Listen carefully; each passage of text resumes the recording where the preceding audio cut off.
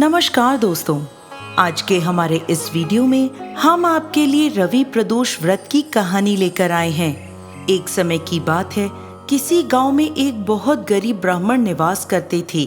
उनकी पत्नी नियम पूर्वक प्रदोष व्रत किया करती थी। एक समय की बात है, ब्राह्मण का पुत्र गंगा स्नान करने के लिए जाने लगा। दुर्भाग्यवश रास्ते में चोरों ने उसे घेर लिया और कहने लगे, हम तुम्हें मारेंगे नहीं, तुम अपने पिता के गुप्त धन के बारे में हमें बता दो। तब वह बोला, भाइयों, हम अत्यंत दुखी और गरीब हैं, हमारे पास धन कहाँ है। तब चोर बोले, अच्छा, तो तेरी इस पोटली में क्या बंधा है। तब ब्राह्मण का पुत्र बोला, मेरी माँ ने मेरे लिए रोटियां दी हैं।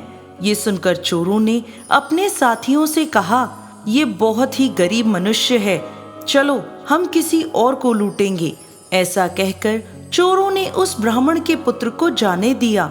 वो वहां से चलते हुए एक नगर में पहुंचा।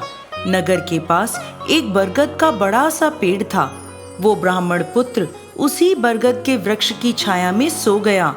उसी समय उस नगर के सिपाही चोरों की खोज करते हुए उस बरगद के पेड़ के पास पहुंचे और ब्राह्मण के पुत्र को चोर समझकर बंदी बनाकर राजा के पास ले गए। राजा ने उसे कारावास में बंद करने का आदेश दिया। ब्राह्मणी का लड़का जब घर नहीं लौटा तब उसे अपने पुत्र की बहुत चिंता हुई। अगले दिन प्रदोष का व्रत था। ब्राह्मणी ने प्रदोष व्रत किया और भगवान शंकर से मन ही मन अपने पुत्र की कुशलता की प्रार्थना करने लगी।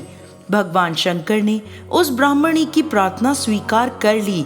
उसी रात भोलेनाथ ने उस राजा को स्वप्न में दर्शन दिए और कहा कि ब्राह्मण का पुत्र चोर नहीं है, सुबह होते ही उसे छोड़ दो, अन्यथा तुम्हारा सारा राज्य वैभव नष्ट हो जाएगा।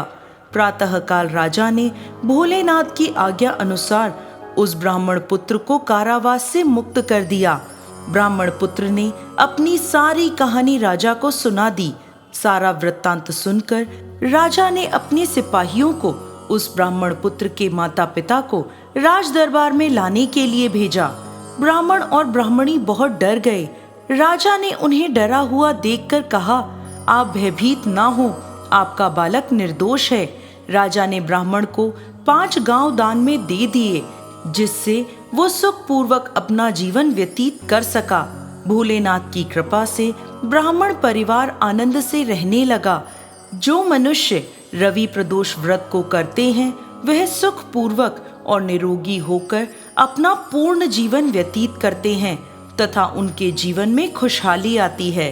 जय भोलेनाथ, जय माता पार्वती।